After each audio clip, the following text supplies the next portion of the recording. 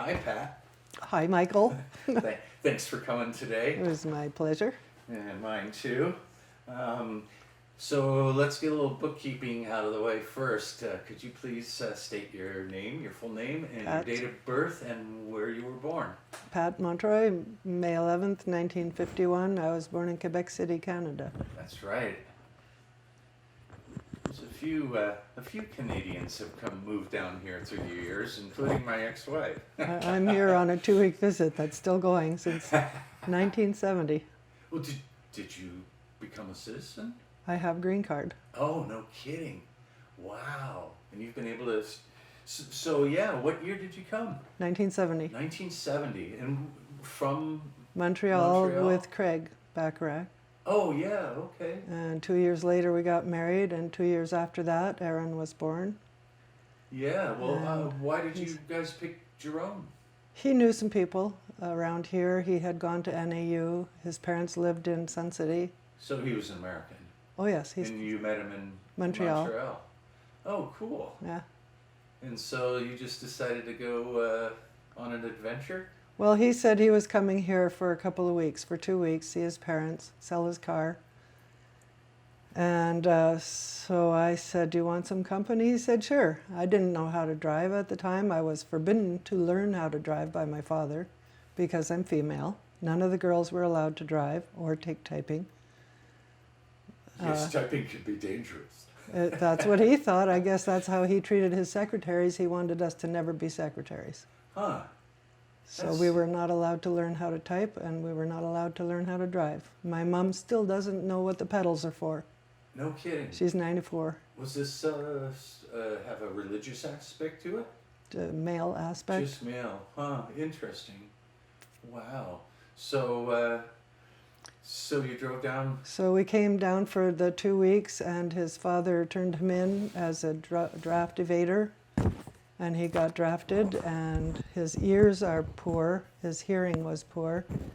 So we found a doctor who had been with the draft board and had quit the draft board and had gone into business on his own to help people legally get out of the draft, because he was disappointed in the draft board taking people who were not qualified just because of the way they looked. If they were hippies, they were going to go to Vietnam, whether they were qualified or not. And that was what happened with Craig. So the doctor tested his hearing and said, your hearing is so close to the edge, they could take you, but your weight is low. Lose 5 pounds and they won't be able to take you. So he went on a carrot juice fast. You know, he has red hair. Yeah. We always joke that he used to be blonde before the carrot juice.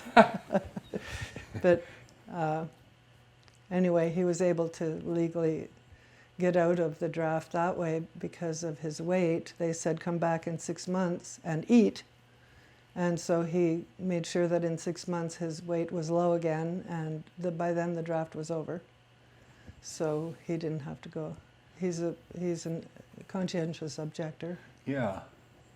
Yeah, I just missed it myself. I graduated in '73, and I still had to register, and within months, the war ended. It was over. Lucky. Yeah, very lucky.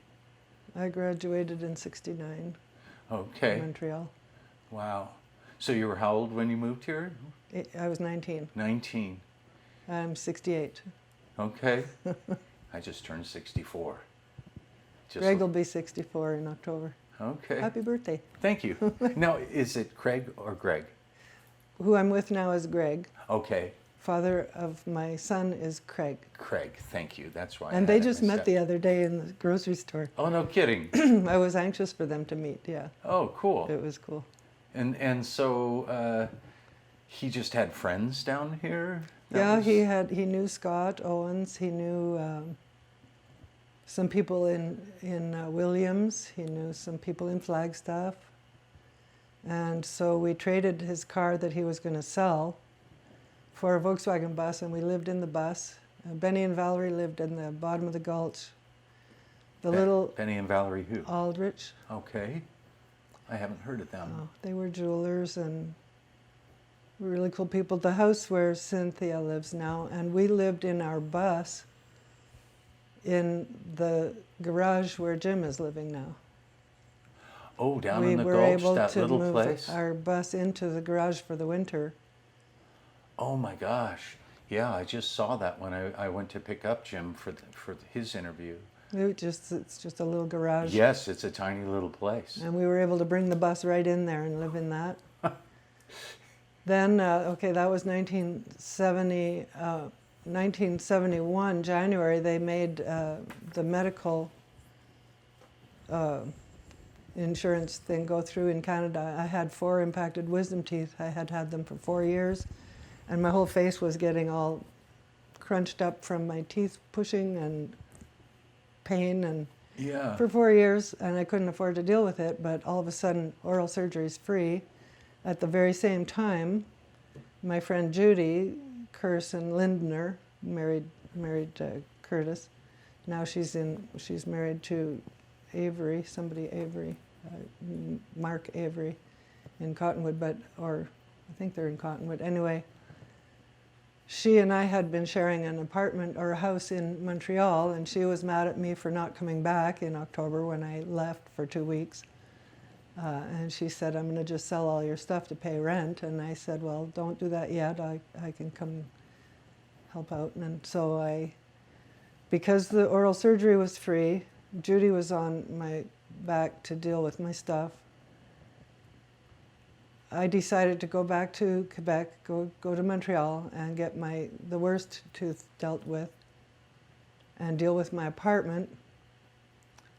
6 months later, Judy came to visit, and she's still here.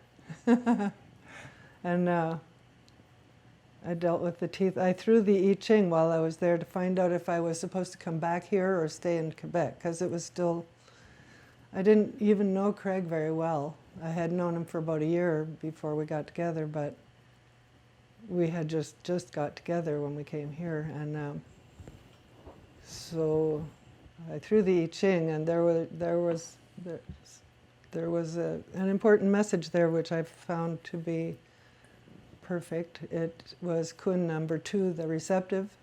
I don't remember. And it says, it is favorable to find friends in the south and west, to forego friends in the north and east. Quiet perseverance brings good fortune. That's pretty specific. Yeah, really. I mean, of all the 64, I think there are 64 numbers. That one was very specific. So I came back, and I have no regrets. What were you doing at 19? Did you have, what were you doing for work? Did you have skills? Were your interest in? I had been working for my cousin doing animation and commercial art. Oh, really? Yeah, in Montreal, but I quit that job to come here. No kidding, but you paint and draw? I have in the past, yes. Huh. I carve, I like beadwork, I like sewing, I like everything. I do a bit of everything. So I love carving. So you're in Montreal and you're thinking of coming back here. What, in addition to the I Ching, what was appealing about Jerome? Oh, everything. Oh, everything. The people, the scenery, the views, the weather. Yes. Lack of snow. Yes. Lack of 7 months of winter. Yeah, I've heard. We joke about Quebec has 3 seasons, July, August, and winter. Yeah. So, did you and Craig get married? We got married in 72. Okay. Aaron was born in 74. We divorced in 84. Okay. He wanted to marry. So you came back after that, after throwing the I Ching. Your bus is still parked in the garage down there, I assume? No, while I was gone, Craig got permission to live in a little house out on the Perkinsville Road, which I had seen many times because we would take the Perkinsville Road up to Williams to go visit his buddies. And I had a vague idea where it was, wasn't really sure how many miles out it was. I got a ride here from Montreal. I had a volunteer position at the radio station, Jerome FM in Montreal. My job was they would give me a list of records or tapes. I would go find them, bring them out in order, put away the other ones, and make sure the hash pipe was always full. That was my That job. was your job? But during that time, I was allowed to put a little spot on the radio, like, I'm looking for a ride to Arizona. I had no money. I still didn't know how to drive. There was this fellow who said, well, I'm going to Florida. It's kind of on the way. I've got an uncle in Phoenix. I'll take you. So I had a cat. I had a small amount of possessions, a few clothes and a couple of dishes, books. And we hop in his little Volkswagen Bug, and we're driving down here. He did all the driving. I had no money to contribute or anything. He never took advantage. He never approached me scarily or anything. There was never any weirdness. But we got here in the middle of a snowstorm. 2 times during the drive, the cat woke him up while he was driving. The cat saved us. So when we got here in the middle of the night, in the middle of a snowstorm. Nobody had been out the Perkinsville Road yet, or there were like 2 tire tracks going out in the snow. We go out in the middle of the night up the Perkinsville Road trying to find the house. I wasn't even sure where it was. We get to the top of the driveway, which is a 1/4-mile driveway. From the top, you can't see the house. Yeah, it's I know. the next canyon. Yeah. I think this is it. I think this is it. So we start down and we stop just in the first canyon. I get out of the car and start calling down, Craig, Craig. No answer. And so he thought, well, we'll just back out and go back to town and come back in the daylight when we can see. The car wouldn't back out. It's a Volkswagen. It would only go forward, so we had to keep going forward. We drive all the way down to the bottom of the second canyon, and there's the bus. The bus was parked on a bit of a hill before the house because you had to roll it to start it. But then we knew we were at the right place. In the middle of the night, Oh my God. get to the house, I start scratching a bit on the door to see if Craig's there. Well, he's hard of hearing, he didn't even hear it.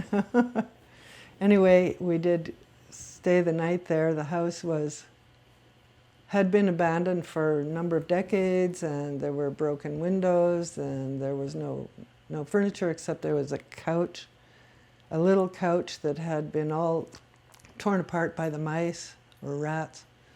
And that was the bed. There was a little cabinet full of buckshot with two doors, no drawers. There were missing drawers, but the doors were full of buckshot. There had been a fire built on the floor in the living room, so there was a big charred area on the floor, and the ceilings were black, and it was a mess. And we put cardboard and stuff up on the windows for the first year or so. We sealed off one room and just lived in the living room the first year, and then eventually cleaned up one room at a time, got the kitchen next, and then opened up 2 rooms. And we borrowed a wood stove from Benny and Valerie, I think it was. And like Ed and Susan were living in the Gulch, Ed Dowling. And Jesse was born while I was in Montreal, deciding to come back. And So the fellow that drove you there, he had to sleep on the floor that night and wait he till slept he in got his pushed car. out? Oh, No, and well, the it next was snowing? morning, he came up to the house and he said, well, I'm going to go into town and call my uncle in Phoenix. I'll be back. He never came back. Lost him. I never heard from him again. Wow. I remember his name. What was it? His name was Hank Austin. Hank Austin. Henry Edward Austin, and his uncle had the same name in Phoenix. I'll be darned. Maybe not the same middle name, I don't know. Now tell me how Craig moved into this house. It had been abandoned? He had got permission from the owner, who was Bob Comer. Okay. Bob and Willetta Comer, they lived in Phoenix. He had been a miner here and had developed brown lung disease and couldn't breathe at this altitude, at this elevation. So they, of all places, lived in Phoenix, where the air quality really is bad. but he could breathe there because it was lower. Right. And Craig drove the bus down to Phoenix to talk to him. First he called him from here. You know, there was a phone booth up by the fire station, the old fire station. And so Craig called him from here and said, I'm interested in buying, renting, leasing, caretaking the little house out on Perkinsville Road. And I guess Bob had said something like, well, I'm not going to just go and give it to some voice on the phone. So Craig got in the bus and drove to Phoenix. The bus was kind of touchy. You had to be on a hill to start it and stuff like that. It was having carburetor troubles, so he taped a piece of LSD to the carburetor and drove all the way to Phoenix. Went to Bob's house and introduced himself. Now, mind you, Craig at that time had hair down, halfway down his back, red hair and a beard, mustache, wire rim glasses, Volkswagen bus. Yeah. You know, we were getting, you know, different kinds of warmness from people we just meet. Well, this guy just said, well, you came all the way here to talk to me about that house. Come on in. Just all of a sudden, they're all buddies and everything. And he says, well, you can caretake the house for free as long as you want. Just don't burn it down. That was the only stipulation. Don't burn it down. Well, okay. We didn't. But, no plans on doing that since you're living there. Right. Anyway. And no more fires on the floor. No. We had a real stove, wood stove. So anyway, eventually the whole house, all 4 rooms got fixed up, and the plastic in the windows got replaced by glass as we were able to fix them. And still, even, you know, 10 years, 15 years after living there, I was there for 36 years. I had the house for 36. I was living in it for 32. But I had curtains in the doorways because I took the doors off because they took up so much room when you opened them. You needed all that space. And it was a very tiny house, 4 little tiny rooms and no bathroom. There had been a bathroom when there had been water, but there was no water. So we had no outhouse even for the first 4 years, till Aaron was old enough to learn how to go potty. You know, we needed something to train him on. Actually, it was more because he was born in 74. So it was probably about the end of 75 or early 76, we finally built an outhouse so we'd have somewhere to put the little toity seat over it so he could learn how to potty. Yeah. So, but anyway, it was a good house. We'll talk about off the grid. So you had no water, No water, no electricity, no neighbors, no car for the first 17 years. Really, you walked there into Craig town? had vehicles. Okay. He had the bus. We traded the bus, or what did we do with the bus? Oh, the guy, Michael, the mechanic, up across, where Grapes is now, that was Michael the mechanic's garage. He ended up stealing a $200 engine from us, and it was he left town in bad terms with everybody. I see. But we ended up trading a concho belt with Ed Cooper for a 1938 Ford truck, which we called Pauline. He called it Pauline. And I have a sister, Pauline. But, sorry. That's okay.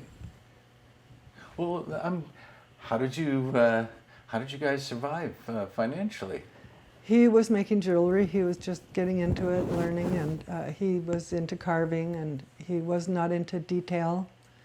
So oftentimes he would carve a beautiful little piece of ivory or stone, pipe stone or something, and then I could finish the details. Oh. And then he would sell them. Okay. And Where did he sell them? Whoever would take them. Not to tourists, but to people who had a store? Whoever, friends who wanted to trade for something, or friends who had money and wanted the piece of jewelry. Well, we didn't really have an outlet at that point. Right. Where'd you get your supplies, like the pipestone and stuff? Pipestone was local, Chena Valley Okay. was. Now it's all shattered. Someone went in there with a. So you could excavate it yourself. You could go out and find it yourself. Okay. Wow. That's amazing. So did you grow food, or did you? We didn't have water.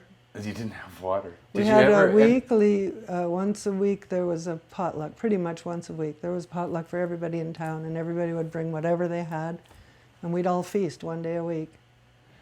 I'll be darned. How did you handle water out there? Did you? We carried it. Carried it in? You have a tank or something, or just in jugs? 5-gallon water jugs. Wow. Now, had you ever lived like that before? One time we camped for a summer, the whole family, 6 kids and my parents. Okay, but I assume you But- were kind of just a normal middle-class family in Montreal? Pretty much. Well, we moved a lot, and when I applied for my green card, I had to coordinate with my mom to find out what schools I had gone to. As it turns out, I had gone to 15 schools in 12 years from all the moving. We moved a lot. I'm surprised. I mean, I'm not surprised you couldn't remember them all. I couldn't. Yeah. Wow. So this was, lifestyle-wise, quite a shock. Did you, well, I'm curious how you make that transition and why. It just happened. It It just- was just, that's what was happening, and I got into it. And you just adapted. Totally. Yeah. I loved it. I loved that little house. I loved living there. Liked The being peace away and from peace and quiet, huh? Privacy. It's weird now because there's a lot of traffic on that road. Yeah. There Now, hardly ever was are traffic. you still living down there? The house is gone. Oh, When they that's did right. the It- merger of Phelps Dodge for Freeport McMorran, Right. they got rid of all ground leases. I had a ground lease for 40 acres for nothing. Wow. So you eventually bought the house from the fellow in Phoenix? After 20 years, his wife Willetta died, and he realized he's next, and he knew how much I loved the house, and he loved what I had done with it. I had fixed it. It was like a little museum. Everything was pretty much antique or copper or Oh, brass. wow. There was a lot of copper and brass, So he had come up to visit you guys? and we would sit on the veranda and on the porch there and talk. And what was his history at the house? His family? He was born there. His family lived there, and he worked in the mines from there. And Oh, how he began? was full of stories. I wish I had had a tape recorder then, because I've forgotten all his stories. Oh my goodness! So that house was built what in the The late first- 1800s? 2 rooms were built in 1900, and it was a section house for the narrow gauge railroad that was the Perkinsville Road.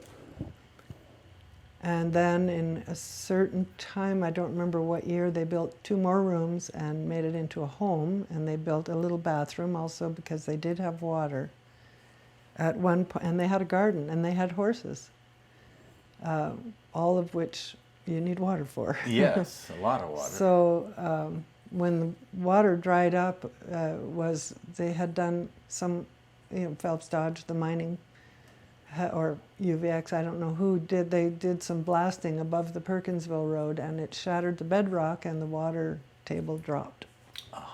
So then the house was dry, The well no longer produced. right? And that's when they left, I guess. I'll be darned.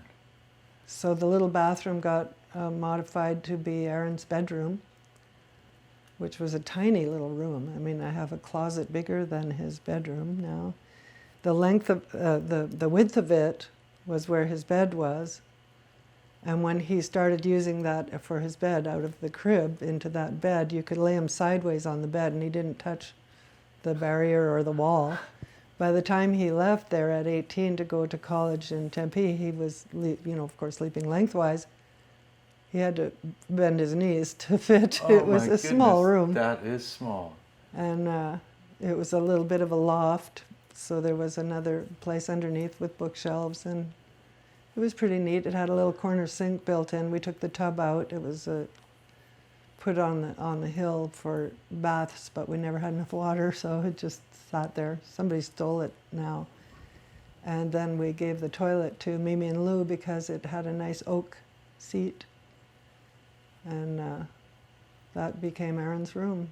And in the corner sink, he had, since he was very small, his own candles and his own matches and permission to light candles in the sink.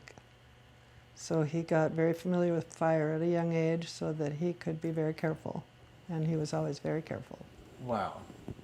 So let me clear something up.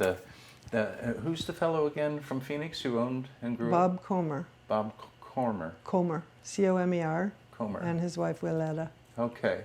And he was born in that house? Yes. And was it known as the Comer house? I don't know if it had a nickname. I mean, so many of the houses around here have a name associated with the family. Like people know my house here is the old Peckridge house, right? Doc Peckridge. So, and that's true at a lot of these places. So when his wife passed and he sold it to you, he decided that, well, during the whole first 20 years, when his wife was still alive, he had been paying, the ground lease was $1.25 a month for this 40-acre lease. And he wouldn't let me pay that $1.25. I kept trying to get him to let me pay it. He wouldn't let me pay it. He insisted on paying it and letting us live there for free. So when his wife died, he decided he wanted me to have the house, and the only legal way to do it would be to sell it to me. So he was asking for $1 so that we could have a legal piece of paper to show that I bought the house. right? And I said, no, Bob, I'm sorry, I can't buy this house for $1. And he looked devastated. Is it too much? And I said, no, it's too little. Here you let me live in this house for 20 years, and you wouldn't let me pay the ground lease. What if we 20 times multiply 20 years worth of ground lease? I'll pay that. And I think it was $252 or something. I paid him that, and he accepted it. We filled out the ground lease, the quitclaim deed, went to Prescott, registered it. Right. Immediately, all of a sudden, I start getting notifications for taxes, house taxes, property taxes. So I get a letter, or I get, whoops, I'm sorry. That's okay. It's tickling. One day a car comes up, a little car comes in down the driveway, and these two ladies are in their car, and they're rolling down the window this much. Are there any dogs? Are there any dogs? No dogs. Are you sure? Yeah, I'm sure. So I didn't know who they were at first. They get out of their car with these clipboards and pencils and tape measures and everything. They said they were here to evaluate the house, assess it, for tax purposes, since it has changed hands. So they eventually get out of the car. They're brave enough to, even, there were no dogs. Anyway, they walk around the house. I invited them in twice. They wouldn't come in, and I'm just as glad, because the outside of the house looked like a shack, ramshackle, totally falling apart, just junky old shack. You walk in, it's like a museum. And so I invited them in, they wouldn't come in. They finally come, knock on the door, and so I came out. And they said, well, we're done, we just have a few questions. And they're writing things down. They had measured all the windows and counted them and written everything down. They had measured the porch and everything. And okay, so they wanted to know, like, what's my electric bill per month? I said, well, I don't have one, but I could tell you how much kerosene and wood I use. Well, what's your water bill? I don't have one. Well, how much water do you use? About 5 gallons a week. And how much permanent carpeting do you have? I have none. I have some rugs and linoleum under the rugs. Some bizarre questions. Yeah, weird things. And how many bathrooms do you have? Well, I don't have any, but there's the outhouse out back. Do you want to go measure the outhouse? No, that's okay. So they eventually left, and they told me, I asked, what will be the result of this? And they said, well, you'll be hearing from us in a week or 10 days. Okay, like 9 months later, I get a letter saying your taxes have been evaluated. This is a salvage value house. Your taxes will be, what was it, $8.50 a year.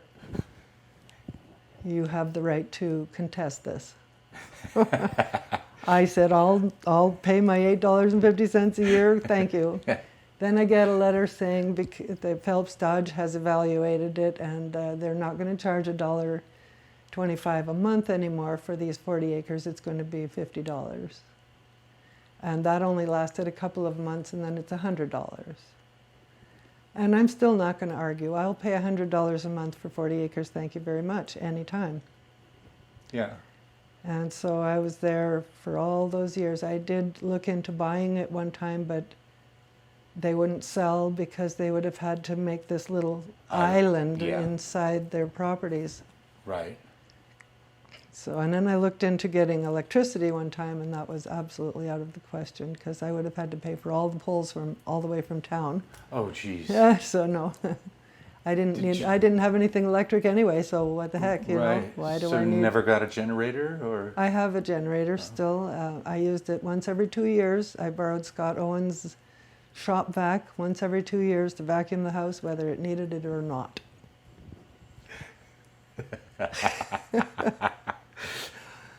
Very funny.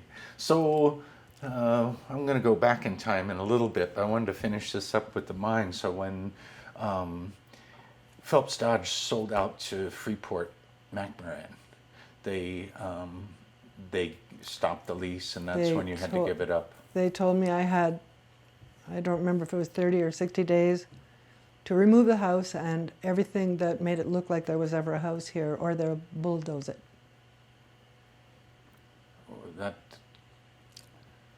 I mean, obviously they kicked you off the property. Yeah.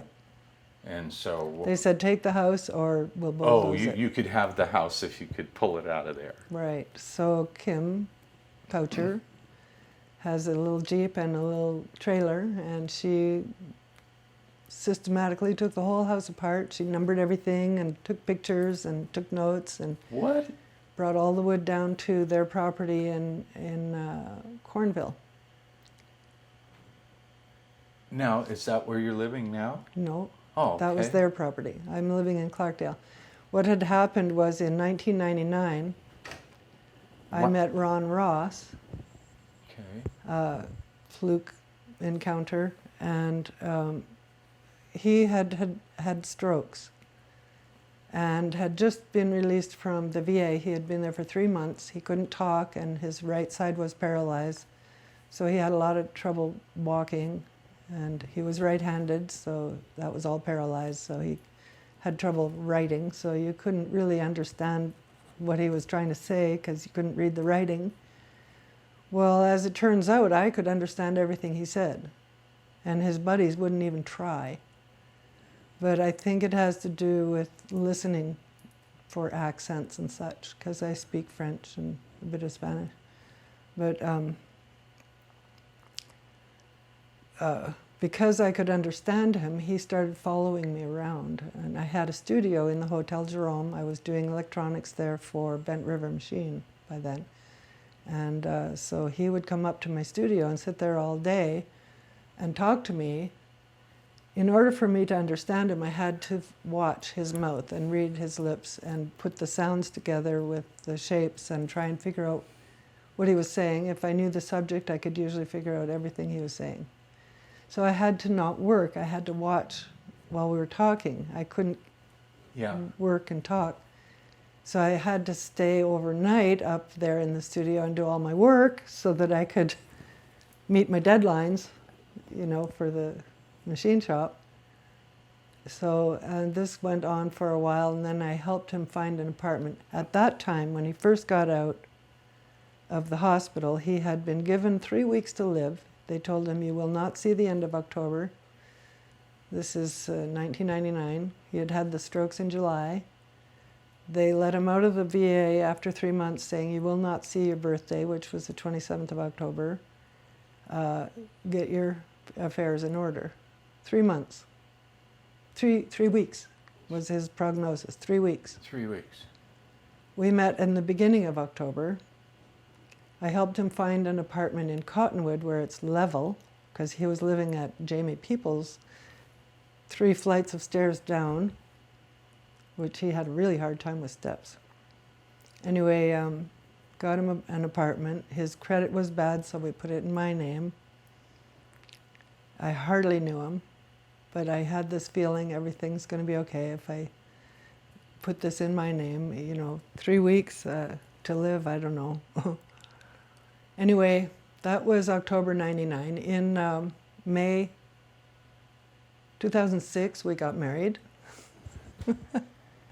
We bought the house in Clarkdale. It's a wheelchair accessible house. It has no grass to mow. It has no steps. It has wide doorways. It was built for wheelchair accessibility. And that was his dream house, and we bought it.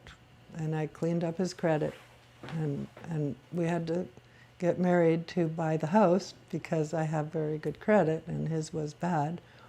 I had to clean up his credit, which we successfully did, and we were able to buy the house.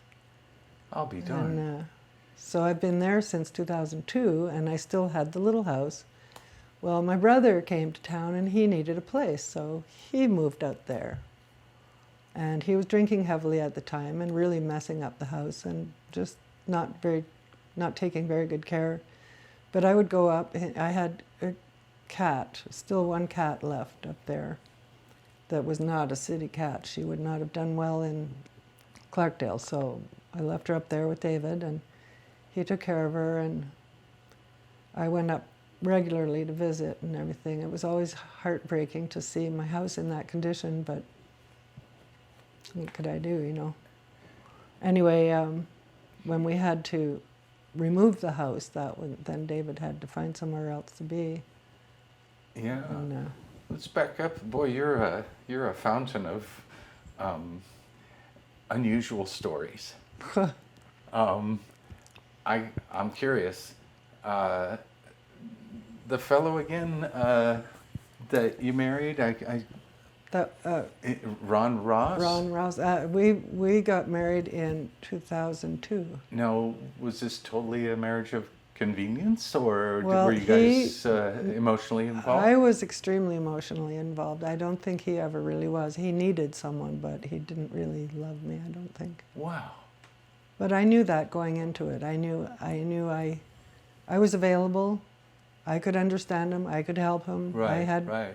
no desire to be with a man. I had just gotten someone else out of my life who was violent and who had turned violent, and I was so done with men. I was done. I was fine just being by myself for the rest of my life, but he started following me around and coming up to the studio, and I just fell madly in love with him and decided this is what I'm going to do. I'm going to be with him till, for as long as he needs me.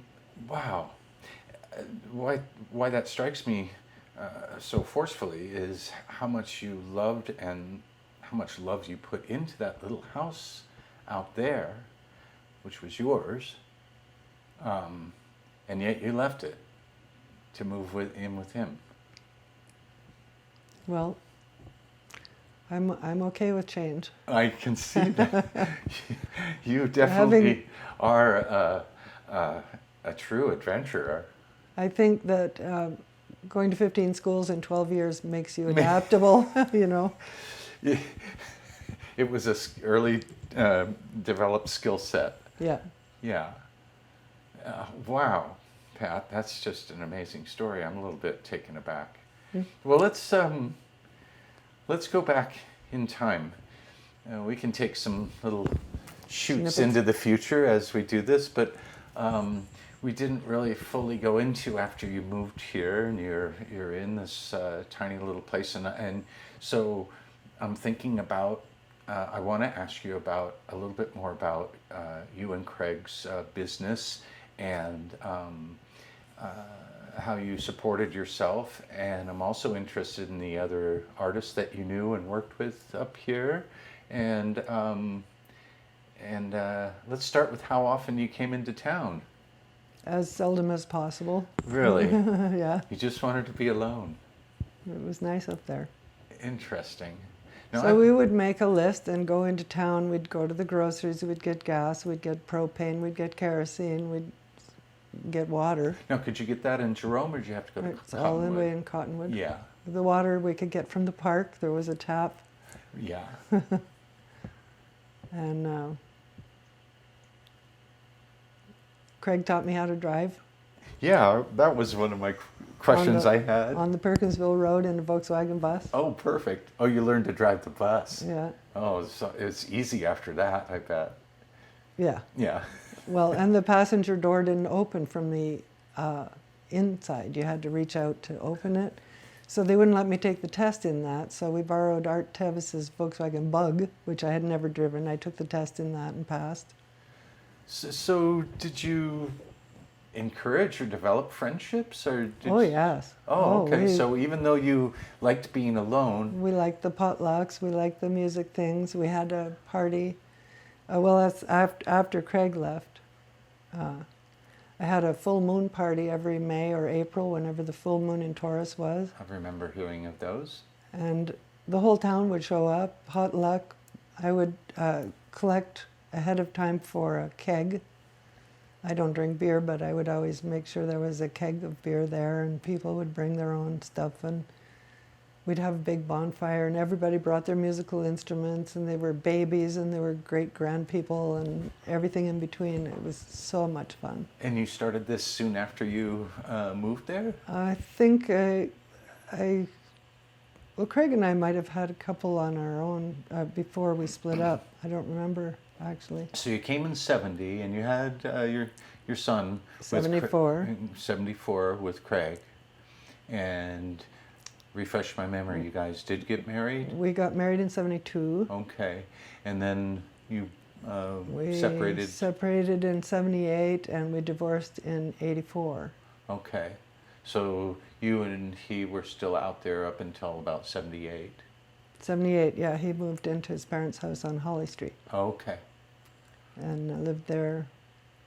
And Susie moved in, and then they wanted to get married, so we got a divorce. Okay. And It was just kind of sitting there, never mind, until you had to well, move we got on. along Oh, fine, good. you know, everything was okay. But Yeah, yeah. So was Craig a little more gregarious than you in terms of coming into town and meeting people? He no, had, he's shy. He's really? a recluse. Yeah, Huh. you hardly ever even see him uptown. You know, he goes to the post office now. and yeah, I would be stretched to recognize him. Yeah. then. Yeah. So, yeah, in spite of that, you guys developed some business relationships in town? He got known for his carvings mostly. I And see. And he these was were casting jewelry or statuary or? jewelry. He made. This is a fire agate Oh, wow. bear paw he had made in the 70s for my dad as a ring. Oh, wow. My dad couldn't wear it after in the 90s because he had had heart surgery, pig's heart valve implanted, and his fingers kept changing sizes, so he stopped wearing it. I went back in 99, and this is right after I had met Ron. But no, it's just before I met Ron. I went back to Quebec, and my parents gave me the ring back. They said, Dad can't wear it anymore. Take it back, you know, it's not doing anything in a box. So I brought it back, and it falls off my thumb, so I thought, well, it's Craig's work, it's Craig's materials, I'll just give it back to Craig. So I gave it back to Craig. And within, I don't know, weeks or something, I met Ron. Ron had a bear paw ring, bear paw belt buckle, bear paw. He was into bear paws. So I went back to Craig and I said, well, do you remember that ring? And he kind of chuckled and said, yeah, you want to buy it? And I said, well, I just met somebody who I think really should have that ring. And he said, here it is, you know, let me know if you need it sized. He wouldn't let me pay for it or anything. He just gave it to me and said, let me know if you need it sized. So I gave it to Ron, also still barely knowing Ron, but I just felt he needed that ring, and it fit him. Well, he did size it. Craig sized it a couple of times because Ron was on a lot of medications that changed the size of his fingers. Okay. So, but anyway, that's what, after Ron died, I asked Craig to make it into a necklace piece for me. It So works. now I get to wear it. Yeah, it works well like that. Looks nice. Thanks. Yeah. Well, as you know, I started this interview stuff because mostly interested in the rebirth of Jerome and how it turned into such a cool place that we all enjoy today. So I'd love it if you tell me a little bit more about, you know, your relationship with people in town, what was going on, the flavor. If you have some thoughts on that, maybe we could delve down that alleyway for a little bit. The houses were cheap. Yeah. You could rent a whole house for like $200 a month, and the property, and a lot of the houses in the Gulch still had outhouses, and the houses up on Company Hill, where the boardwalk Oh, is, yeah. those were all falling apart and just starting to get renovated, and there was good music a lot of the time. Yeah, I interviewed Scotty Nesselroth, and he told me he was involved with the refurbing town, of the houses up there, that you could go and he and Carol lived up there. and you could live there for free as long as you worked on the house or something. It was some That could kind be. of government program or something to Yeah. save them. Historical Society, and Yeah. I didn't know that they were living there free, though. That's cool. Or if it wasn't free, it wasn't Cheap. much. Yeah. Yeah. Yeah.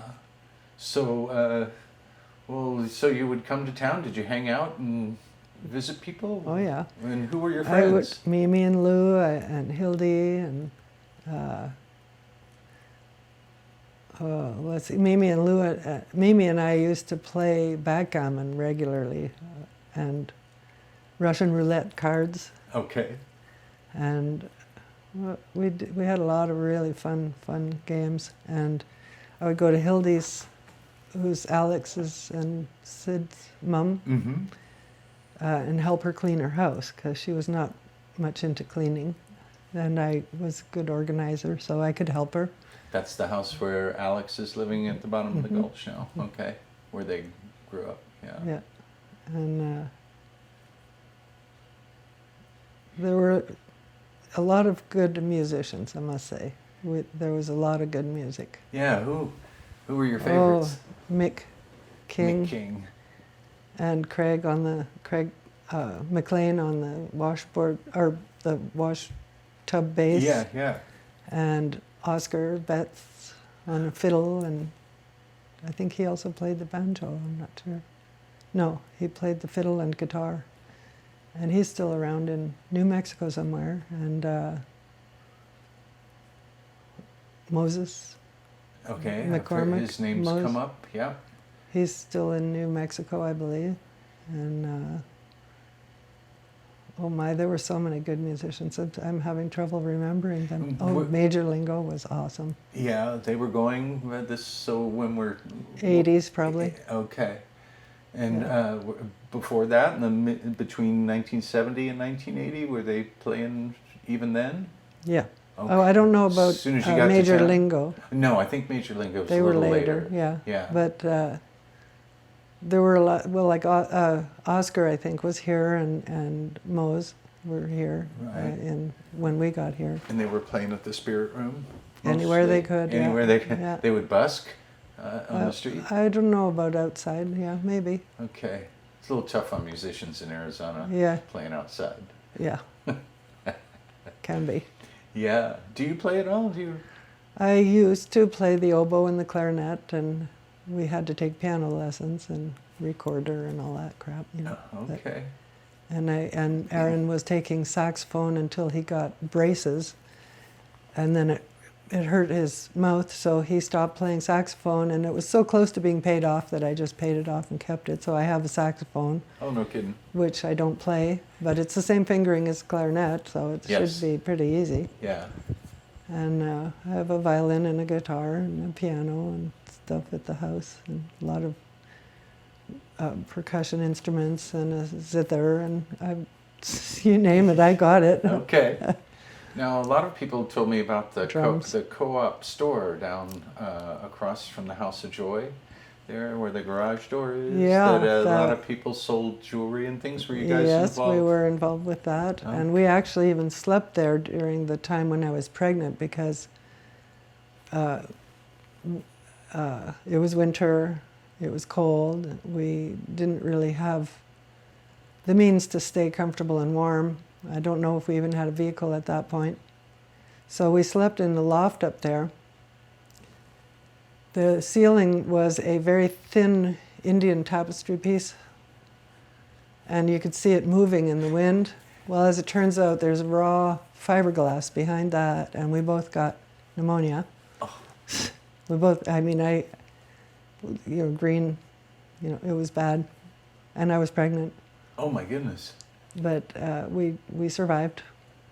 Now, did you have your son at the house? The We were going to, and Pat Jackson was going to deliver him, but we didn't have a phone, of course, and transportation was unreliable, and it was just too risky, and I still wasn't a citizen or anything, and I was afraid of getting deported or something, so I decided to go to Quebec and have him there because it was free, and that way he would also have dual citizenship. Yeah, my daughter does too, which is pretty cool. Yeah. Yeah.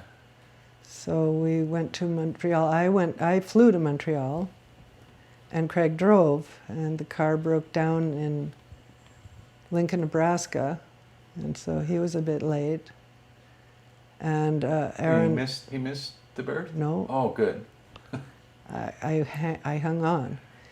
By my calculation, which I know was accurate because I know the minute I became pregnant, by my calculation, Aaron was due in the end of March. By the doctor's calculation here in Cottonwood, he was due at the beginning of March. He was born at the end of April. 3 weeks late, Wow. 3.5 weeks late, and Wow. he was dehydrated because the placenta was gone. So he peeled a bit when he was first born, but Oh my goodness. he was fine. But he waited for Craig to get there. Yeah. And he waited to be a Taurus. I went into labor on the first day of Taurus. He was born the next morning, Oh, 21 hours later. It was pretty cool. yeah.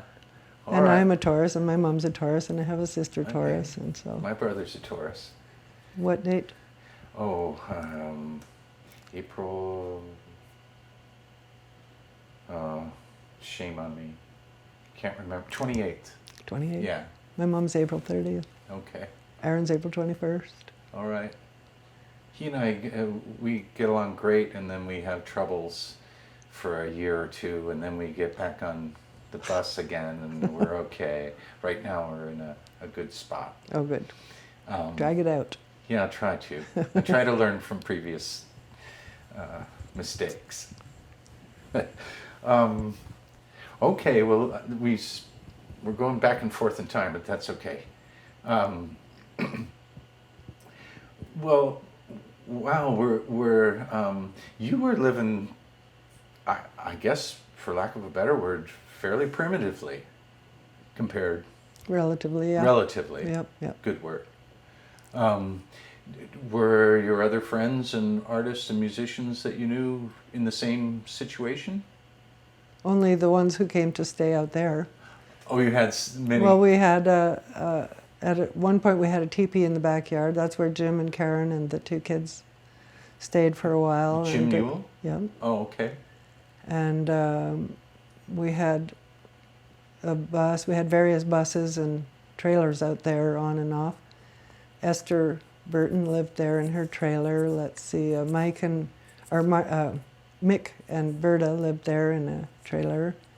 Rick Lacey lived there in a bus. Well, you had 40 acres. Yeah. Well, there was only one at a time. I never had more than one Oh, okay. other group of people living there at any time.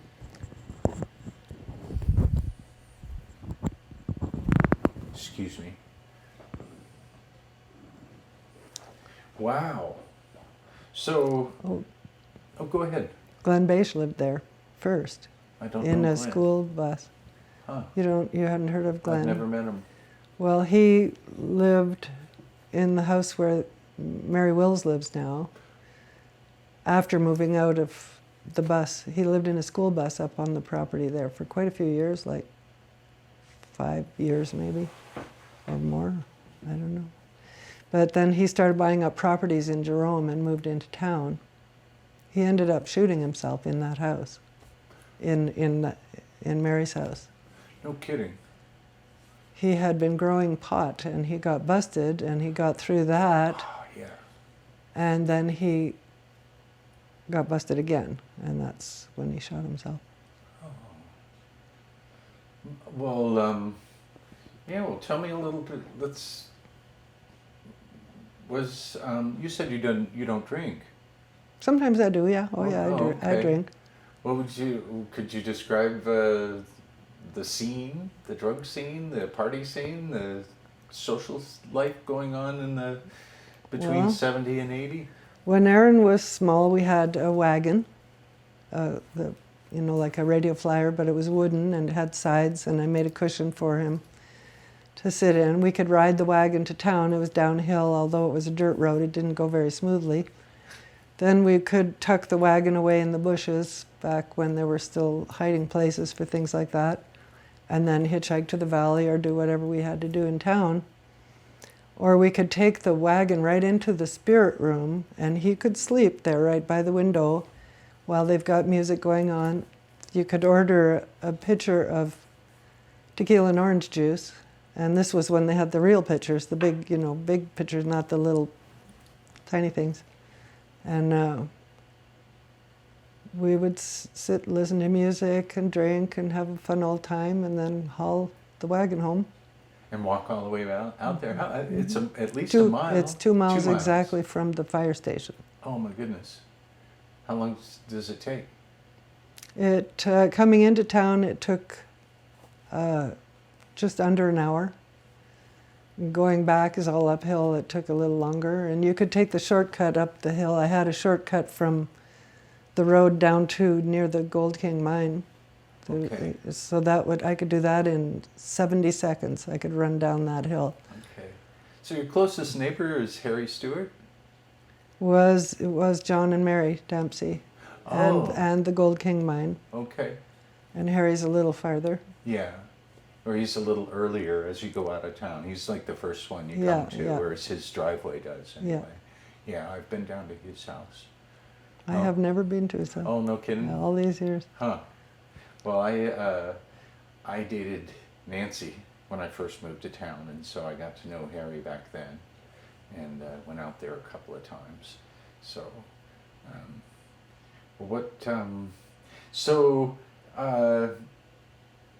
did you have this sense that Jerome was a little bit of a free zone, or I don't know if outlaw town is the right phrase? How would you describe the society in the 70s? Very comfortable, very easygoing. Everybody helped everybody. Everybody shared. You were conscious of it being kind of a hippie culture or new culture, maybe? Relative to everywhere else I had lived, it was different, yes. Yeah. But it was also the first time I'd ever lived in Arizona or any desert environment or even this elevation. But it was just really comfortable. Everybody got along.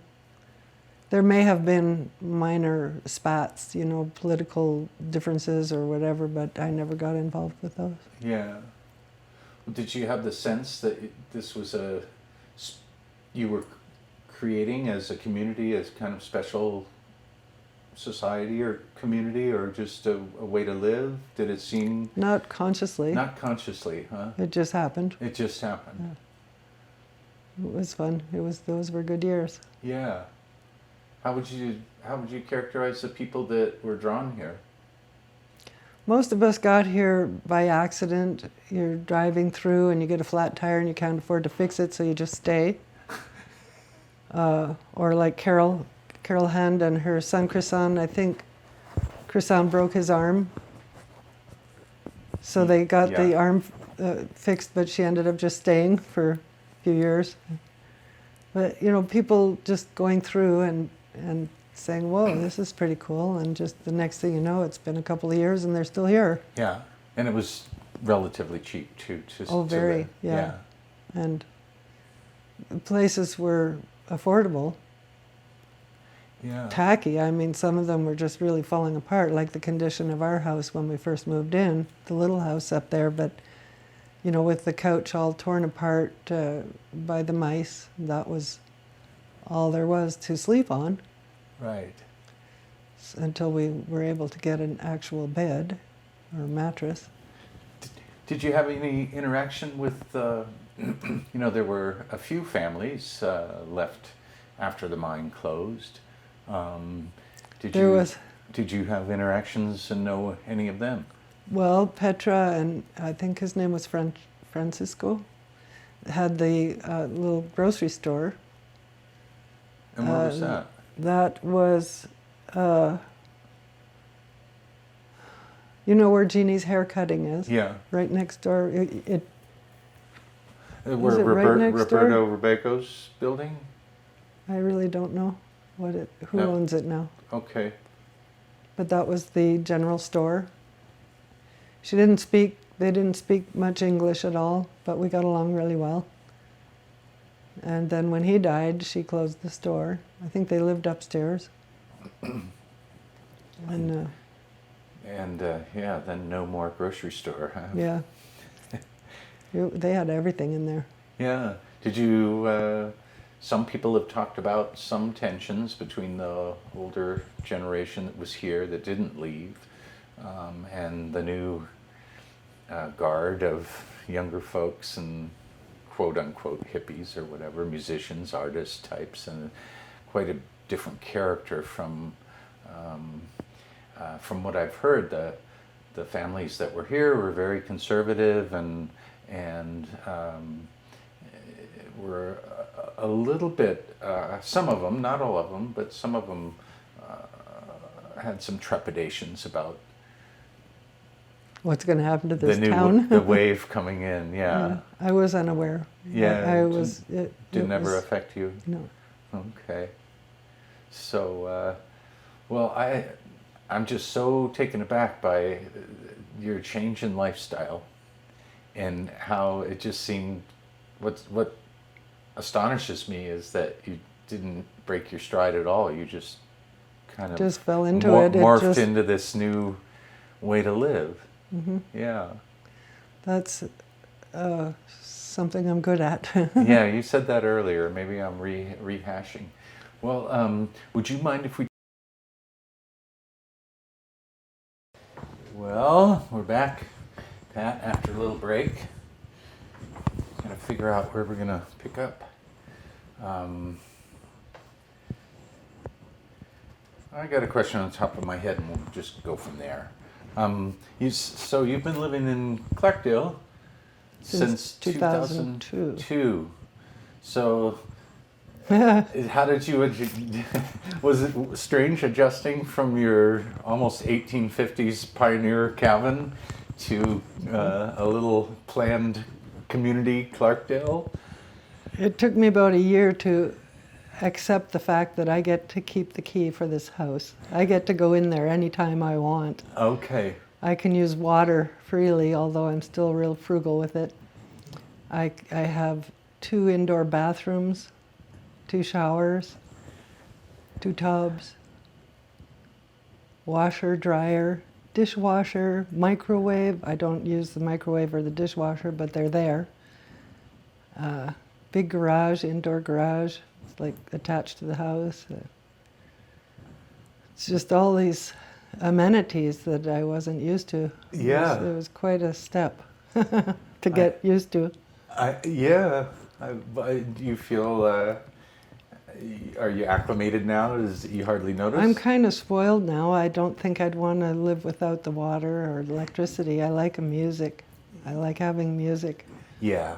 I have a 200 CD player that is like a jukebox almost, you know, and all my CDs are in there, and I can just go pick anything I want and play it loud. And Yeah. anytime. It just occurred to me you didn't have electricity out at the original house, so you didn't have music? I had a solar panel that charged a deep cycle battery that ran a radio that lived in a cardboard. It was just the guts of a radio, lived in a cardboard box.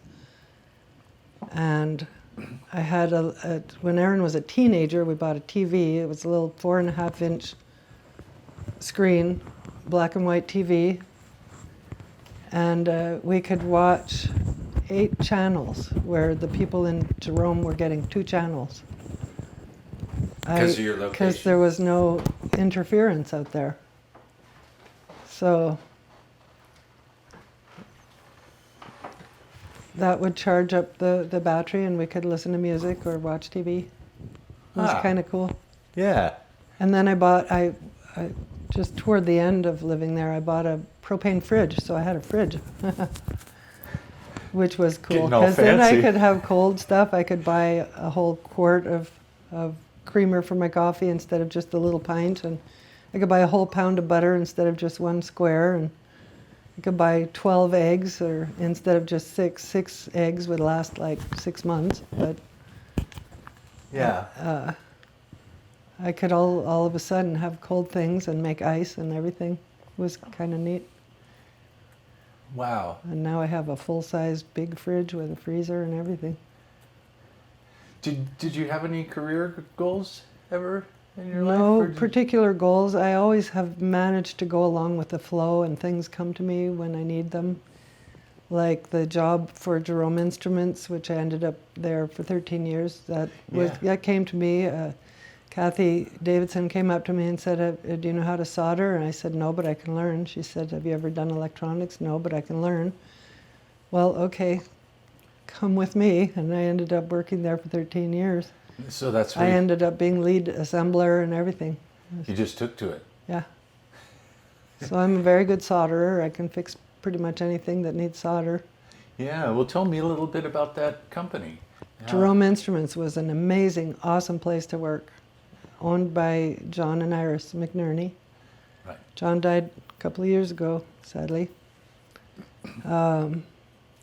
He hired locals. He paid us well.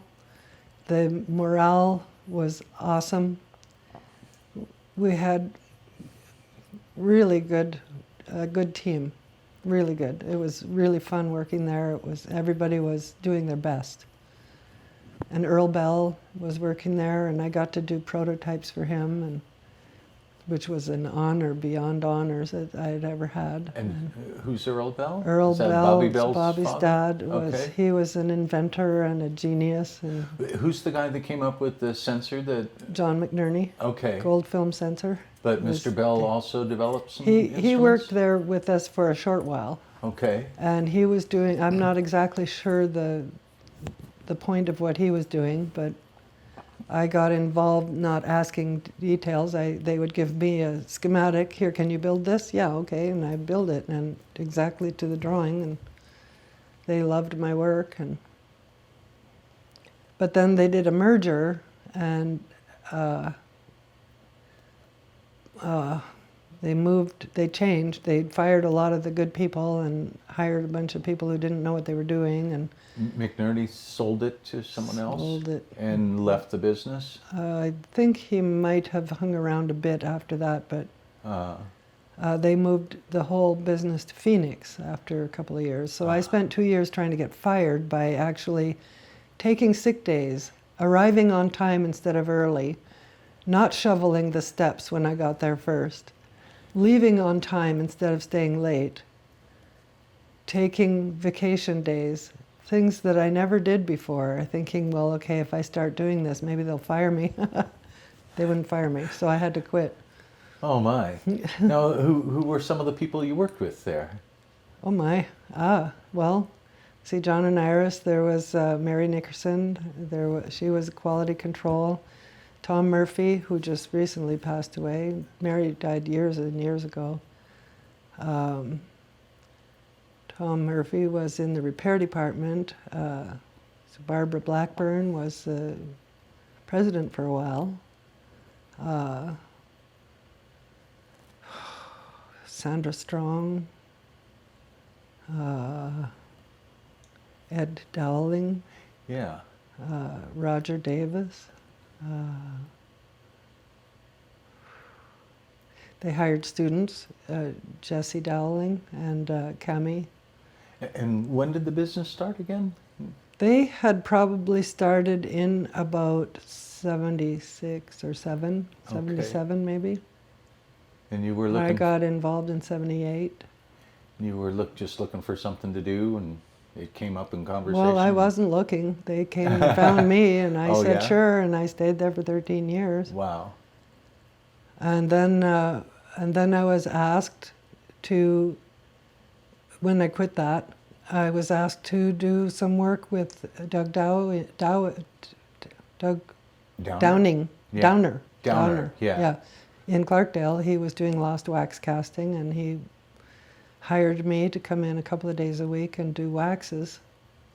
And he still uses some of my designs. I never got to claim them as mine because I was working for him, and I was Right. getting paid by the hour, so he would claim it as his work. Work for hire. Yeah. But that was really fun. And then I started getting phone calls there from Harold, who worked, by then he had also quit Jerome Instruments. He was then involved with the machine shop and ended up marrying Norella, who owned the machine shop. And he would call me and say, we're in a bind, we need some wiring done before Monday, can you come and help us? And so I'd go help them and do wiring and electronics type stuff, cables and PC boards. And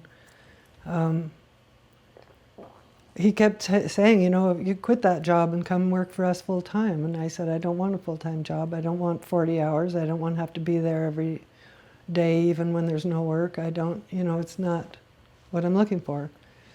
Well, come work for us part-time then, okay? So I eventually quit the working with Doug and went with Bent River, and they said I could work in Jerome if I could get a studio with electricity. And so I rented a room in the Hotel Jerome upstairs, and that was my studio, and they would give me boxes of parts and the drawings and everything to make PC boards or cables, harnesses or whatever, assemblies of this and that sort, and then I would bring them down finished, tested, and they'd give me a new box to take up, and so I worked there.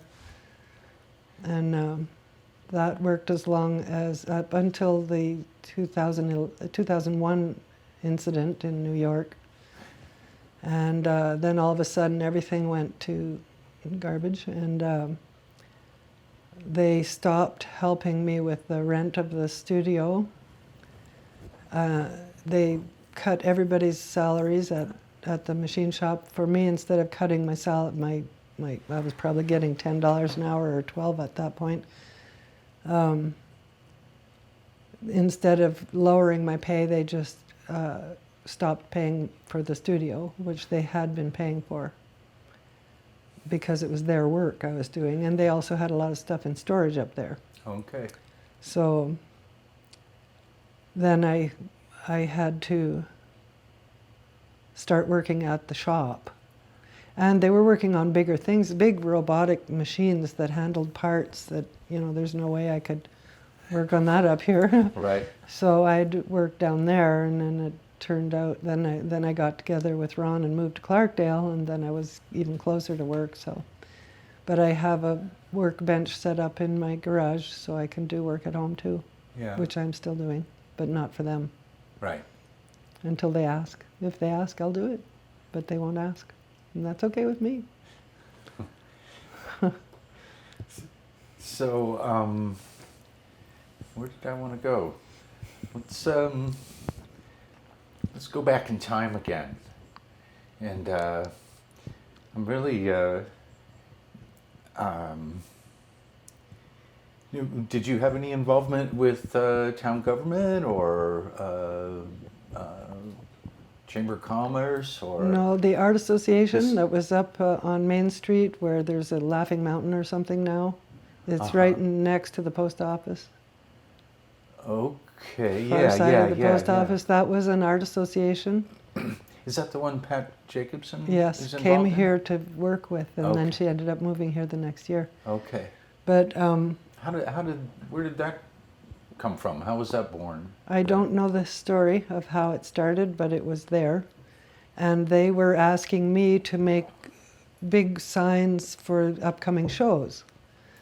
So I would get hold of a big art board from Jerome's Garbage, Yeah. because he would cut out the middle to make Yeah, sure. mats Mat for the board, yeah, frames, and yeah. I'd throw that piece away.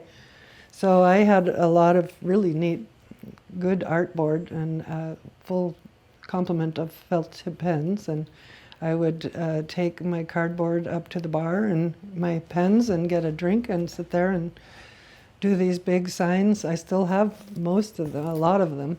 I could have brought some to show you actually. But I did that for quite a few years and for free. I never got paid for it, but I didn't need paid. And the association featured local artists, Jerome artists? Jerome and the Verde Valley and Okay, probably some Flagstaff and Prescott. all right. And this was when? That was probably the end of the 70s, early 80s. I'm not sure really. It's hard to put the number on it.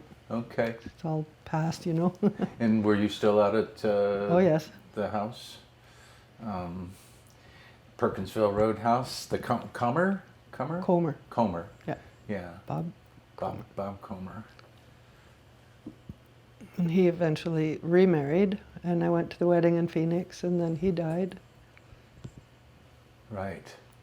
Oh, yeah, Phelps Dodge decided to, oh, I think I mentioned that. They raised the Yeah, Yeah, we from went through fi- that whole story. $5 to 50 Yeah, to $1. 100. Yeah. That's pretty funny. Now, when you were doing the instruments up at the Jerome Hotel, you mean the Jerome Hotel that's above the co-op? Yes. Okay. So I'd have to go in the co-op and upstairs. Yeah. Well, that couldn't have been that expensive. It wasn't Back too then, bad, no. yeah. But I wasn't making the kind of money that I could afford it, so I Right. had to drop it. I wish they would do something good for artists in that building here. Oh, it has so much potential. Yeah, it does. It's a good building. Yep. Yeah. Well, who were your best friends in Jerome when you, like the first 5-10 years that you were here? I'd say Mimi and Hildy. Mimi and Hildy. I had Lou and Mimi up here a month or so ago. Yeah. And Yeah. Chris was still young. Okay. Their son. Yeah. Why do you think you and Mimi became friends? Did you have things I in don't common, know. or?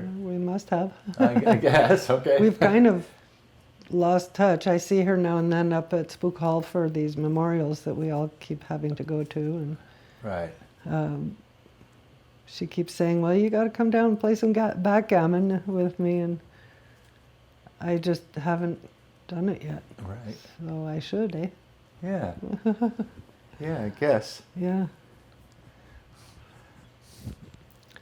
And everybody in town just got along. It was really a neat camaraderie, sort of a kinship that we all had. Yeah. Did the kids play together? Oh yeah, Oh yeah.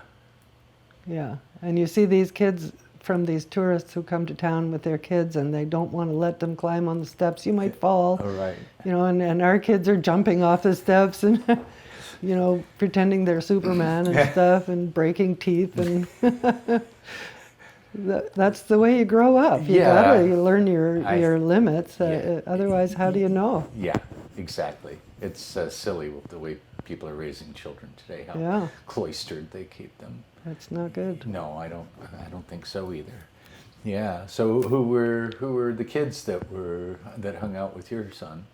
Wow, there was. Well, I think his best friend was Crystal Smith. Crystal, Nancy Smith's daughter, Crystal, the older daughter. Oh, okay. Okay. I think they were pretty good friends. She spent a lot of time at our house. And Daryl Williams. Oh, yeah. I always forget that. He calls me Mom. Aaron never called me Mom, even though I'm his mom. He called me Pat. Unless he was talking about me, then he'd say my mom, but Right. normally he just called me Pat. Huh. And oh yeah, and Milo Rocha was one of his good buddies. And I'm trying to remember. He had some good buddies. Yeah. They would come out and get wild and crazy out there because they could make as much noise as they wanted, and Out at your house. Yeah. Yeah. because there were no neighbors. Yeah. So, No curfew. well, curfew, yeah. You had Yeah. you had a curfew. Well, yeah, bedtime. Okay. Yeah, I was strict, but fair. Yeah. And Aaron believed me when I said, don't do that, or I will spank you. I only had to spank him twice in his whole life. The first time he didn't believe me. Second time he was testing me. He never tried a third time. He got spanked twice. Yeah. And they were decent. I mean, they left Left an pinkness. impression. Yes, as you could say that. But then he believed me and respected my word. Right. And as a teenager, you see these teenagers growing up. They get to be a teenager at a certain point. They don't even want to walk on the same side of the street as their parent. He would strut down the middle of the road with his arm around my shoulders, just as a teenager. We were buddies. We got along really, really well. We had the most amazing childhood together. He brought me back into childhood. I had so much fun with him. Oh, great. We had a blast. Everything was an adventure. We would take the bus for 3 days, getting up to Montreal. We would, then when I could afford it a little better, we would fly to New York and then take the bus. The midnight bus was, you could get a round trip ticket from New York to Montreal for $100 and fly to New York for like $300 less than flying to Montreal. Yeah. So we would fly to New York and then wait for the midnight bus and take that. And we would get on the bus. I think we had to leave from Flagstaff at that time. And, everybody getting on that bus is in for usually like a 3-day ride. They see me getting on a bus with a 2-year-old, and they roll their eyes and they go, oh my God, another 3 days with a screaming brat. Right. Before we're even out of the station, everybody wants him to come and sit with them and talk to them. And he was friends with everybody. He always had his little backpack, and it was full of art supplies, pencils and colors and paper and coloring books and little blocks that fit in matchboxes to build things with, and just his own. That was his backpack, and he'd sit with people and draw, and just we had so much fun on those trips. It was always an adventure. He was just an awesome adventure buddy. Yeah. Oh, And, wonderful. It was great. That's really great when parents have a good relationship with their kids. Yeah, Not we very still do. common these days. No, we still do. Yeah, We still get along of really course. well. Yeah. So, He's 44. 44. Yeah. His mother must be prehistoric.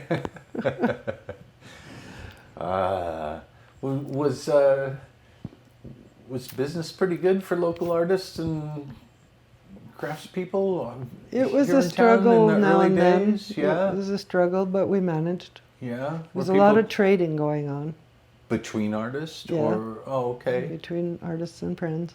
huh? So someone might have a better outlet or clientele for what you had, and vice versa. So, yeah. Did you? Did the community make efforts to promote the town and get more tourist people to come through, or was that a? Probably I was You just unaware. were- yeah. There was a lot of what was going on in town that I didn't even pay attention to. Yeah. Didn't affect me, or may have affected me some way or another, but Right. Tangentially. I didn't have to get involved with making it that way. Yeah. Yeah.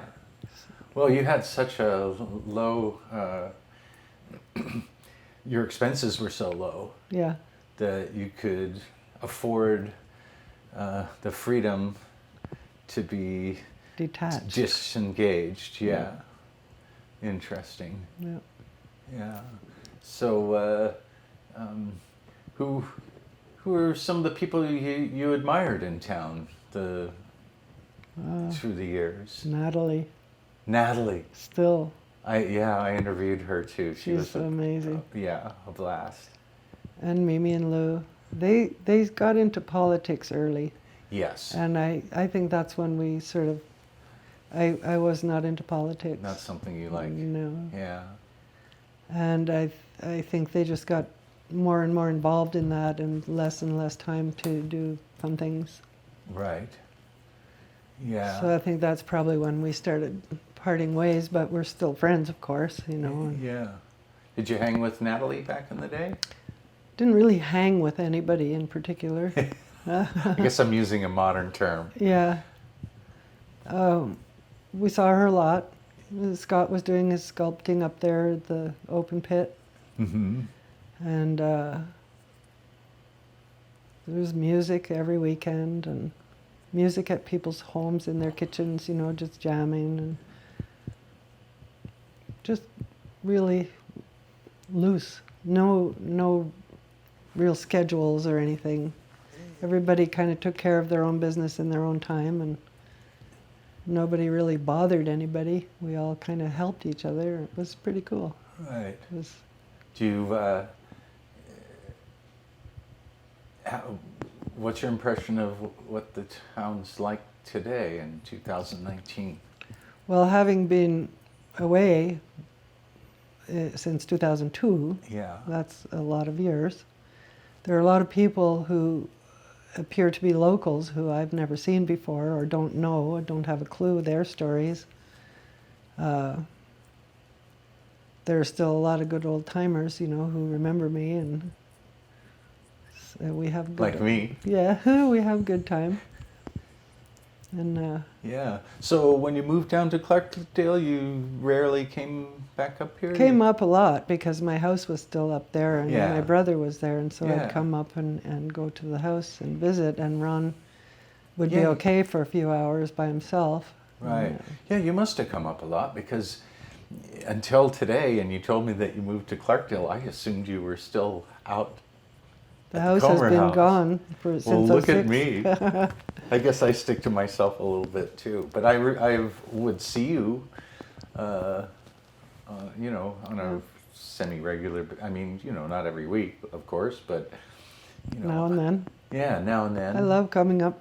Just Yeah. it's cooler for one. Yes, it's I love cooler. to see my friends. They're Yeah. dropping like flies. Yeah. Well, that's one of the reasons why I'm in a hurry to do this type Yeah, of I'm stuff. glad you're doing it. Yeah.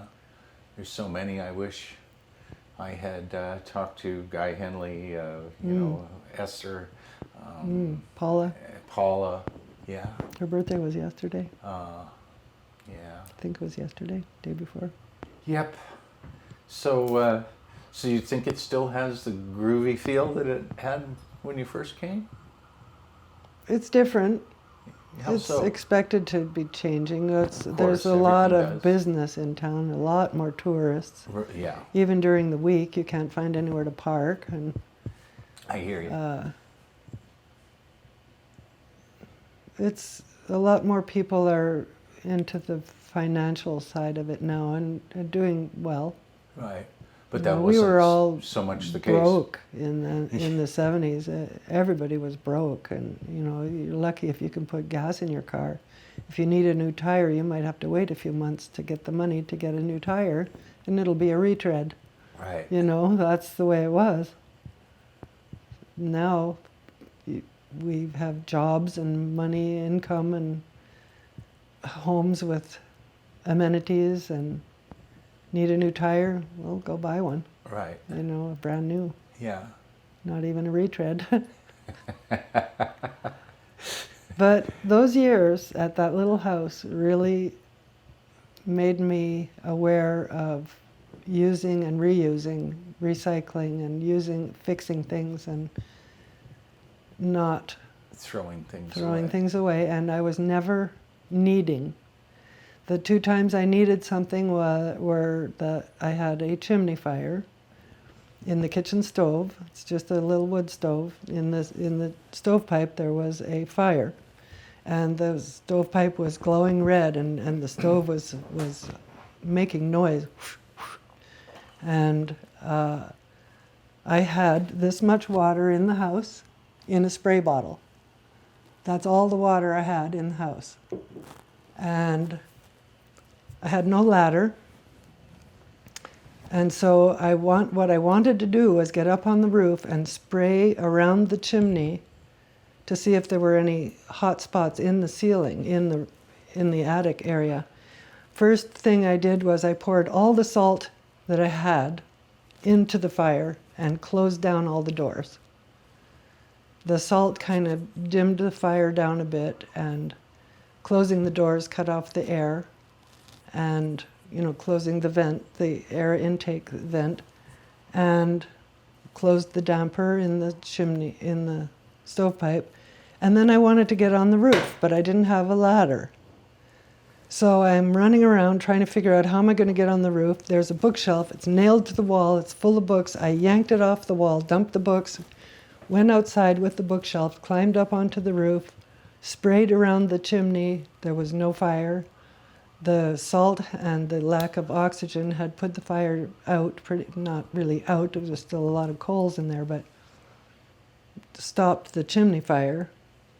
And then I'm thinking, well, okay, I need a ladder. I must get a ladder. I can't afford a ladder, but I want a ladder. I need a ladder. So I'm walking to work, and now mind you, from the house to the fire station is 2 miles, and then from the fire station to the old high school is another mile. So I had to walk 3 miles to get to work every day. It's garbage day. The Candy Kitchen, which is now the Mile High. Mile High, had their garbage out. Leaning against their cans was a ladder, a wooden ladder. It's broken. A couple of the rungs were broken. I stopped in at the restaurant. It was open on my way to work, and I said, "Are you throwing away that ladder?" And they said, "Well, yes, it's broken." And I said, "May I have it?" They said, "Well, yes, but it's broken." And I said, "I don't care. I need a ladder. I'll fix it. But it's broken. I can fix it. Okay, you can have it." And so they took it off the garbage and put it between the buildings. I said, "I'll have to get a ride home because I can't carry it home. So if you could keep it for a day or two till I can get a ride, I'll pick it up after work, either today or tomorrow." And they did, and I got a ride, and I got a ladder, and I fixed it, and I still have that ladder. And there were no more fires. Right. So another thing that happened where I needed something and it showed up was, it was a long weekend, some holiday weekend, and I'm home and I'm trying to patch some of the holes around the windows and doors and in the walls even. There was no insulation whatsoever, and snow would come in, when everything's closed, but there would still be snow coming in the cracks on a windy, snowy day, and it was cold, and the heavy curtains in the doorway would hang at 45 degrees when the wind would pick up, when all the windows and doors were closed. So I'm out there, I'm trying to caulk all the holes I can find, and I had a little bit of caulking and a caulking gun. I used that up. And then I had some on a rope that was a string of caulk. I used all that up. Then I raided Aaron's toy box and got his plasticine and used all that up. And I still had some holes to patch, and I'm thinking, well, I'm going to have to get my hands on some caulk somehow or another. The next time I walked out the driveway, halfway up the driveway, up on the hill, was a camper shell that someone had either thrown down there or it had fallen off their truck and rolled down the hill when they went around the corner, because it was right at a corner. It had fallen down off the Perkinsville Road above my driveway. It's still up there, upside down. No, right side up, I guess. Right side up. And I decide to investigate. And I open up the back, and I see that at the far end, at the front end of the camper shell, is a little cabinet with a sliding door. I climb in there, and I look in. There's this huge roll of caulking. That's all that was in there. That's all that was there was caulking. Oh my God. That's how things happen. Like finding a job. I didn't have to look. It came to me. 3 jobs came to me. Yeah. 3 very good jobs that I kept for a long time, except for Doug, where I only was there for a year, I think, between the electronics jobs. Yeah. And then when I need something, all I have to do is think, I need to get such and such. And the next thing I know, it appears. It'll be at a yard sale for $2, or it'll fall in my lap like that caulking or the ladder. Right. It just happens, and I trust that implicitly. This is why I've never had to think about what I'm doing. I didn't have to think about moving to Clarkdale. It just happened. Right. Did you notice this proclivity of yours A long at a time young ago. age? Yes, Huh. And you put your trust in it. I totally trust it. Awesome. And I've had a you- very blessed It life. hasn't failed you. Not yet, and I don't expect it will. Okay. I don't either. I'm very happy. Yeah. Couldn't be happier, actually. I've not been this happy in a long time with Greg. He's awesome. Glad to hear that. Very glad to hear that. You guys live together in Clarkdale? Yeah, in my house. Yeah. And then we live in And then you Missouri met- at his house. Right. Right. Very good. That's disturbing. Siren. Yeah. And disturbing my recording. Oh well. I think I have a filter to take out sirens. Oh. Can you believe that? That's neat. Well, you can put the sound audio up on make it into a And graphic, separate it out.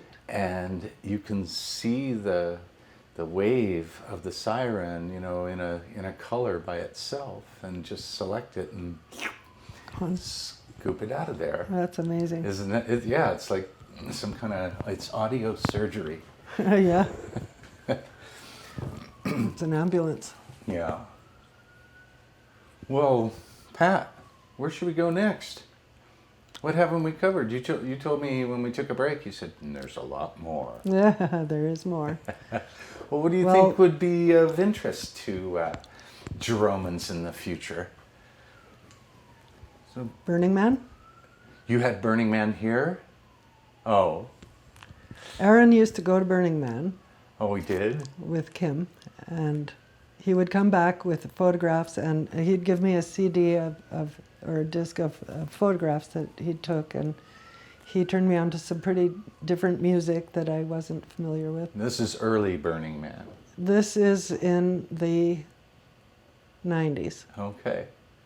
No, he probably started going in the late 90s, and so this is in the early 2000s. So he would go, and he'd come back, and he'd say, you have to go, you've been living your whole life in preparation for this. Being at the house, living without water and all that.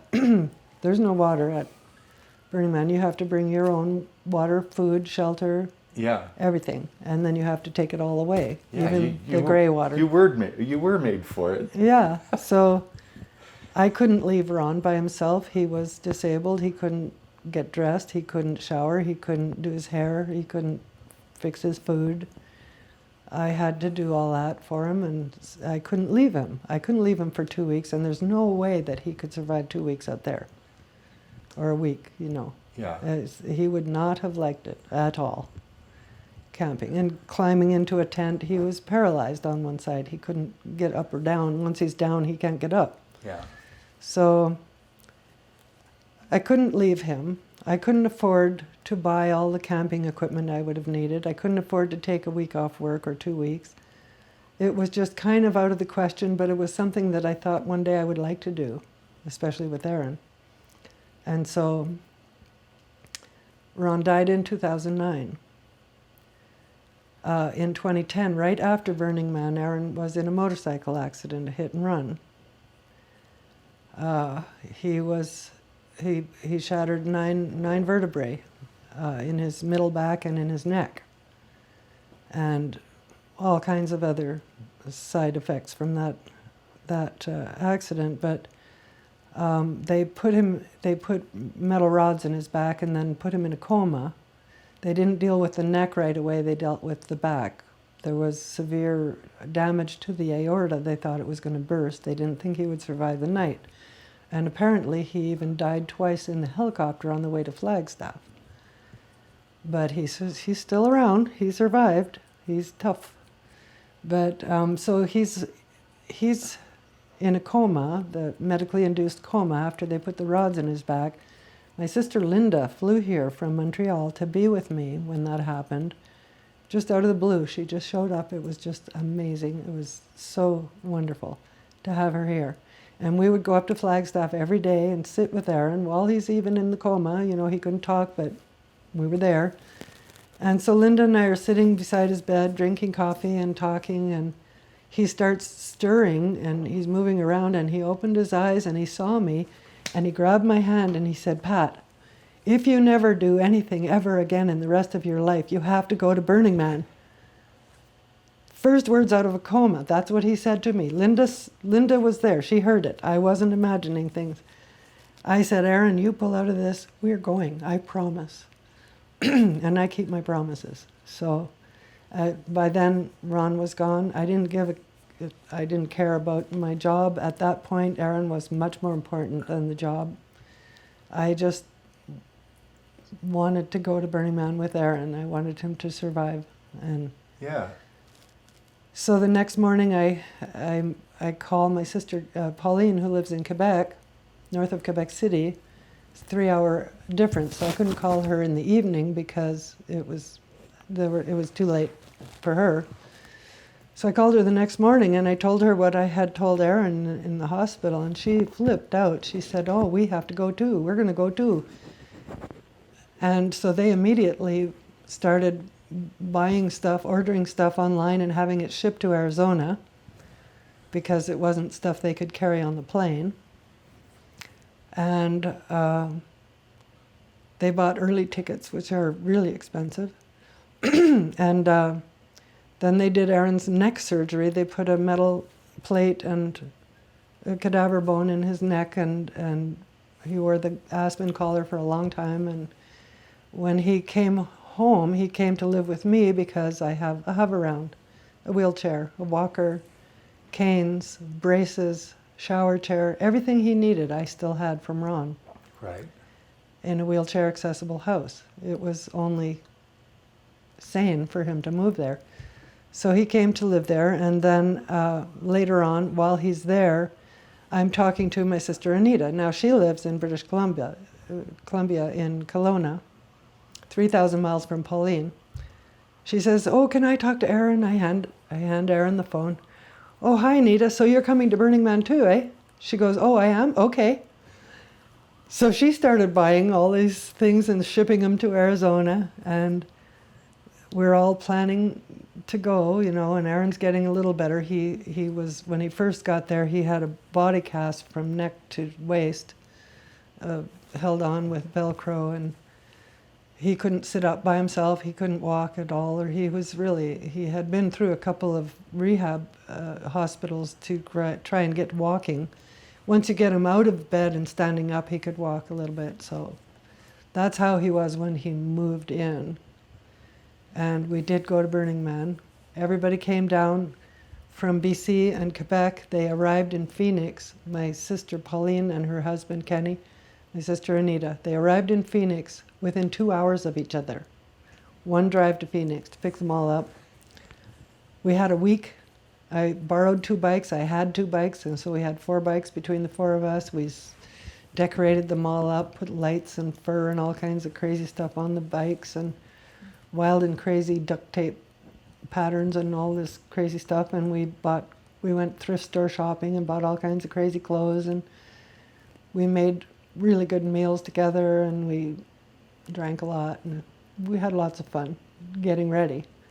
And then Aaron and Kim had her Jeep and her little trailer, and they loaded up all the big stuff on the trailer and on top of the Jeep. And they took our bicycles and our water, and we had our clothes and our food. And 4 adults in my little teeny tiny car, Nissan Versa hatchback. I bought a $79 roof rack that didn't fit properly on the roof of my car. We had to end up ratchet strapping it to the top of the car because the clips didn't work. We loaded that thing up so high it looked like the whole car was going to tip over. We had the inside filled up to the ceiling everywhere that wasn't left for sitting. We drove all the way up there like that. We had the most incredible time, and it was the best weather ever up there, which sometimes can get pretty nasty. It was like a spoiler. I was hooked on Burning Man. We had so much fun. And Kenny, my sister's husband, met this fellow Greg, whose nickname is Scatter, and brought him to our camp. And they spent a lot of time back and forth and working on bikes and stuff. And he's a really neat guy, and I kind of liked him, but I was fine being alone. I wasn't looking for anyone, but I really liked him, but I didn't acknowledge that very vociferously. So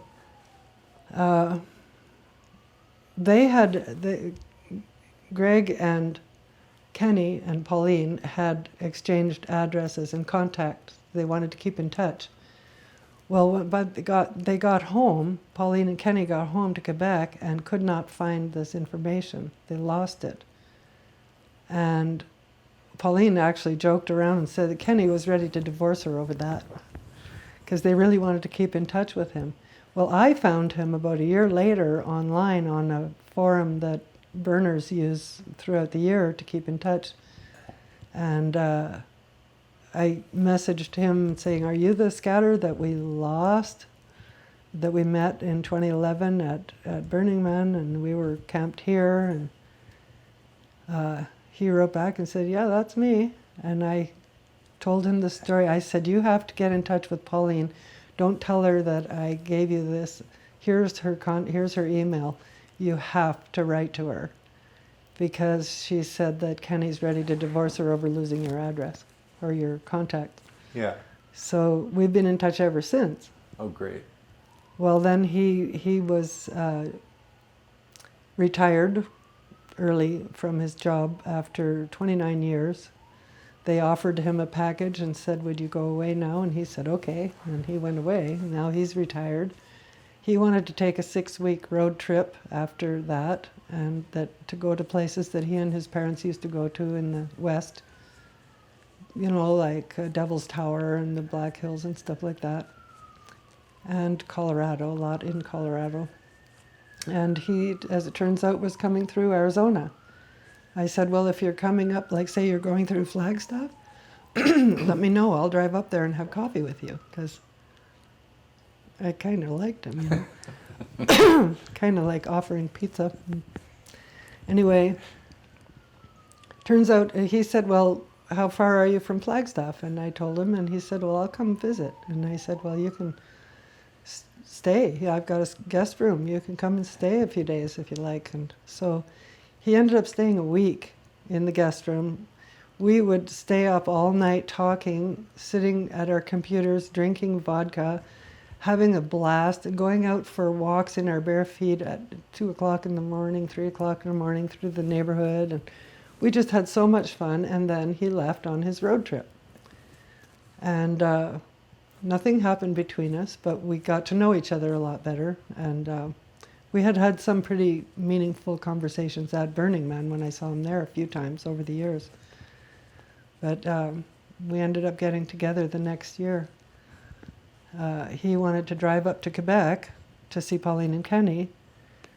My dad had a lathe that, as it turns out, had been my grandfather's, my mother's father's lathe, and I bought it from the estate sale when my dad died for $20. Nice little lathe, kind of antique, but it still works. It spins very freely, and it's a really nice lathe. Didn't have a motor. $20. So I thought, well, this is nice. I'll ship it here. I'll have it shipped here. It was something like over $500 to ship that 95-pound lathe from Quebec to Phoenix, and then I'd have to drive to Phoenix and get it. Well, Kenny's from upstate New York. He said I can ship it from my brother's shop in Hudson, New York. Okay, so we looked into that. It's still over $300 to ship it. So I said, Pauline, can you just kind of keep it there till I figure out a way to get it? So when Greg said, I'm driving up there next summer to visit Pauline and Kenny, I said, would you have room in your car for a lathe? I can drive to Missouri and pick it up. Well, he said, better yet, I'll drive it here. No, even better yet, come with me. Okay. And we fell in love at Pauline's house. That's where it all started. And we're still together. And Awesome. he's the Great most story. amazing guy I've ever been with. terrific. He's so neat. Cool. Yeah. I'm so happy for you. Thank you. This is something I never imagined would ever happen. When Ron died, I was done. It was like, I don't really need a man. I can do everything I need to do by myself. Well, that's pretty obvious. And it just was overwhelming how much That was we the get understatement along. of the Yeah, interview. really? I can do everything myself. Well, I still do. I know. I'm pretty impressed, Pat, to be honest.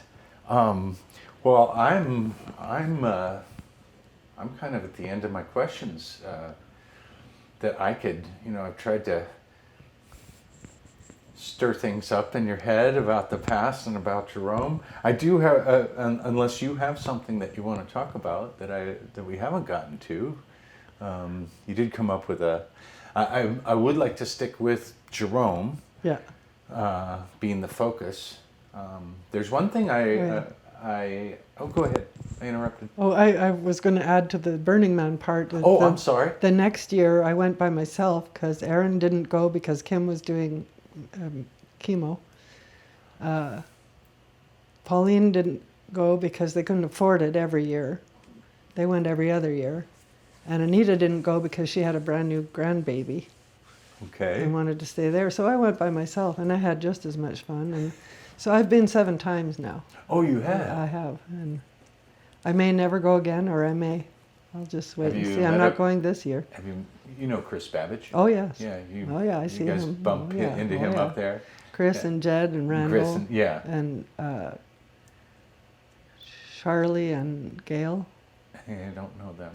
I just met them. Okay. They have an art car, All right. but they live up here. Well, what do you think? Are we done, or do you have more? I don't know. I have a feeling you've got probably 5 days worth of stories. I probably do if they could be pried out of me. I have a bad memory, but once things are lit, then I can Yeah. remember a lot. Yeah. But, Well, let me think. boy, this must be something. Yeah, that's been going on a while. That's going to take a while to edit out of the audio. Is it another ambulance? Must be. Maybe another car over the side rail up on the mountain. That's usually when we hear that long a siren.